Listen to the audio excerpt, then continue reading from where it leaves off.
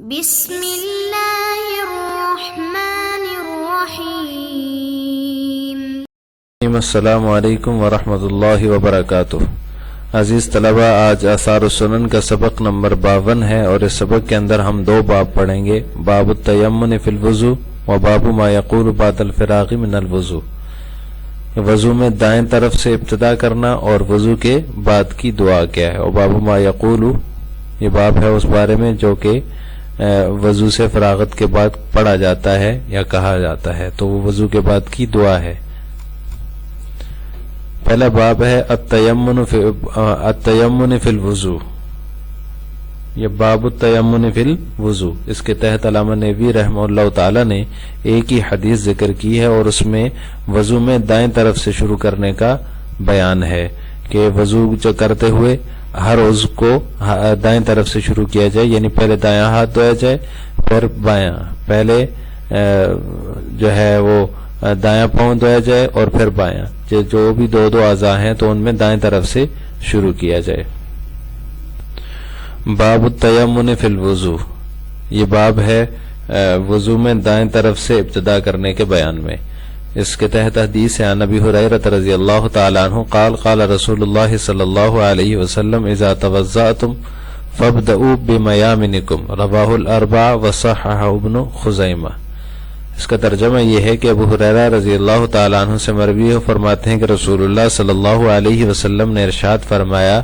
جب تم وضو کرو تو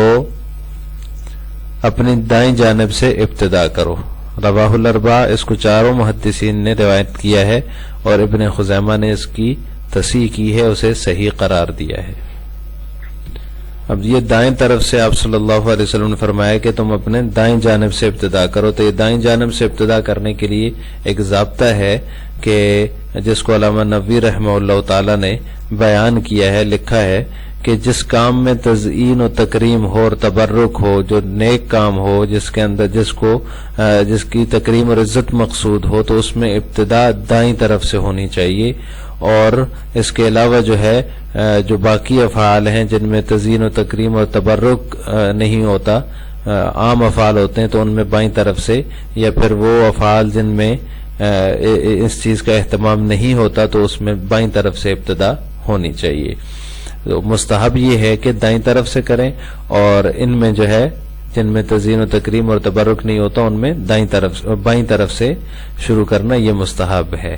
تو مثال کے طور پر جیسے کوئی بیت الخلاء میں داخل ہو رہا ہے، تو داخل ہونا چونکہ یہ گندی جگہ ہے اور شیطان کا مسکن ہے، تو اور قضاء حاجت کے لیے جا رہا ہے، تو یہ بائیں طرف سے ابتدا کرے گا، کیونکہ یہ اچھی جگہ پہ، صاف ستھری جگہ پہ اور تزئین اور تکریم والی جگہ پہ نہیں جا رہا۔ واش روم اور بیت الخلاء کی عزت اور تکریم مقصد نہیں ہوتا،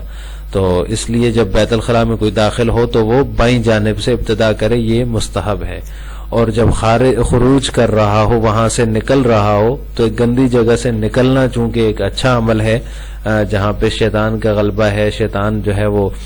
کا مسکن ہے، تو نکلتے وقت جو ہے وہ بالتیامن دائیں طرف سے ابتدا کرے، یعنی دایاں پاؤں پہلے باہر رکھے۔ اسی طرح مسجد میں جب کوئی شخص داخل ہو رہا ہو تو داخلہ چونکہ ایک نیک کام ہے اور مسجد ایک عزت اور تکریم والی اور برکت والی جگہ ہے، اس کا تبرک اور تکریم مقصود ہوتی ہے، تو وہاں پر وہ دائیں جانب سے ابتدا کرے گا، یعنی پہلے اپنا دایاں پاؤں اندر رکھے گا۔ اور مسجد سے نکلنا چونکہ ایک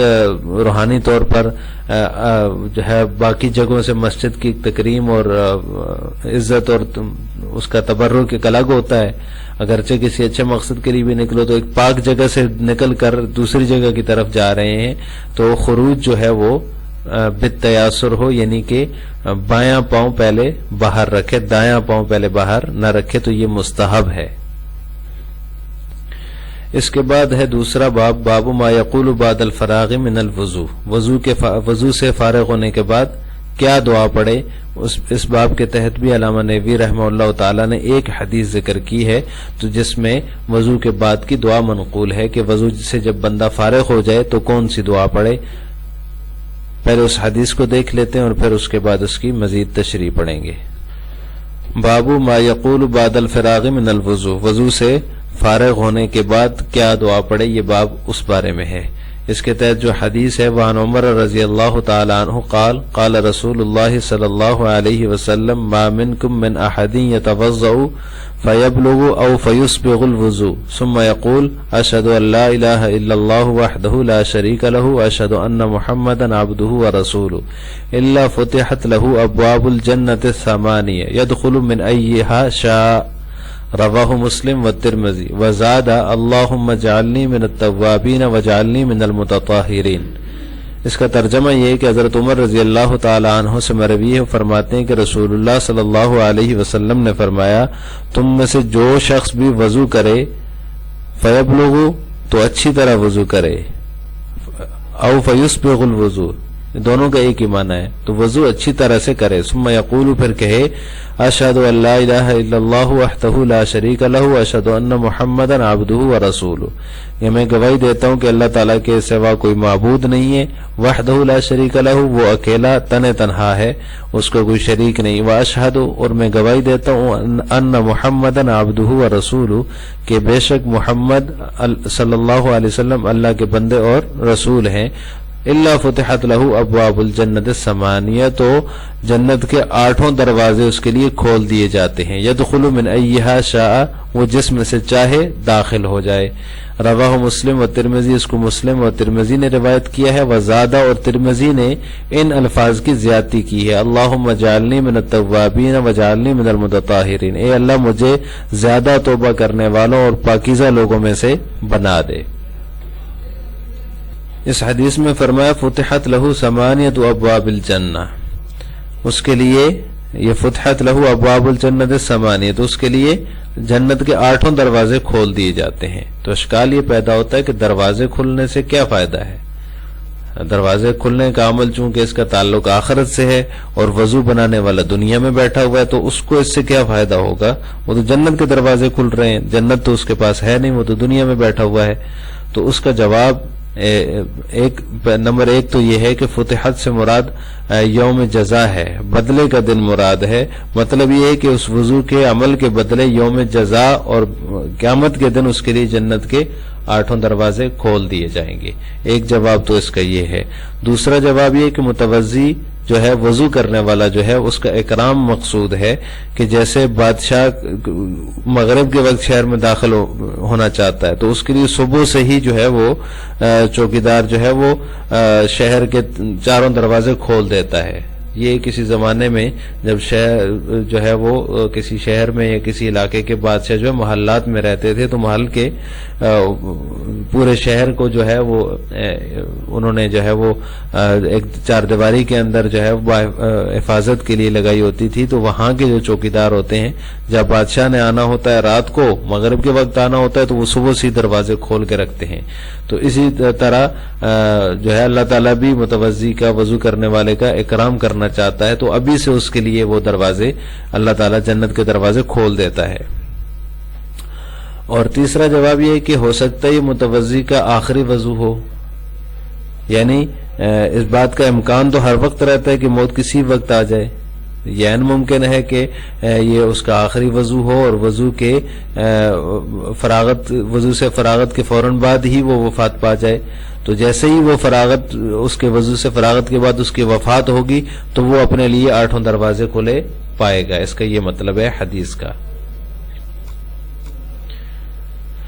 اس کے بعد دوسرا اشکال یہ ہوتا ہے کہ 8 دروازے کھلنے سے کیا فائدہ؟ دخول تو ایک ہی دروازے سے ہو سکتا ہے، یعنی کہ کوئی بندہ اگر دروازے سے داخل ہونا چاہے تو وہ ایک ہی سے داخل ہوگا، 8 دروازے اس کے لیے کیوں کھولے جا رہے ہیں؟ اس کا کیا فائدہ اور کیا مقصد ہے؟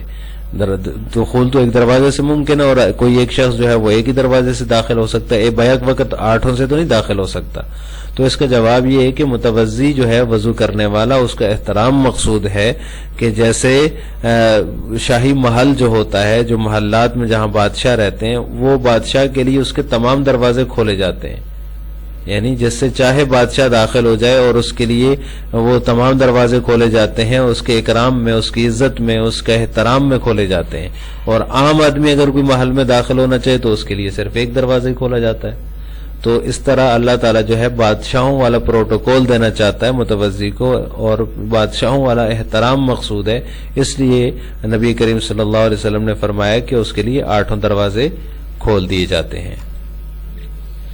آج کے سبق کا خلاصہ یہ ہوا کہ ہم نے باب التیمن فی الوضو اور باب ما یقول بعد الفراغ من الوضو کہ وضو میں دائیں جانب سے ابتدا کرنا اور وضو کے بعد کیا پڑے گا، اس کی دعا کیا ہے،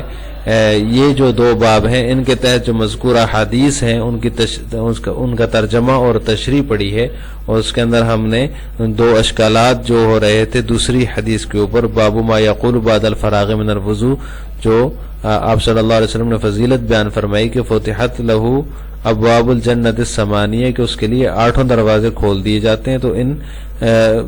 اس پر جو اشکالات ہو رہے تھے، 2 قسم کے اشکالات تھے، ان کے جوابات کی تفصیل بھی ہم نے آج کے سبق میں پڑھی ہے۔ آخر میں آپ سے 2 سوال ہیں۔ نمبر 1، وضو میں دائیں جانب سے ابتدا کرنا کیا ضروری ہے؟ جو پہلا باب گزرا ہے باب التیمن فی الوضو، اس کے تحت یہ بات گزری ہے کہ وضو میں دائیں جانب سے ابتدا کرنا لازم اور ضروری ہے۔ اس کا جواب آپ نے کمنٹ باکس میں دینا ہے۔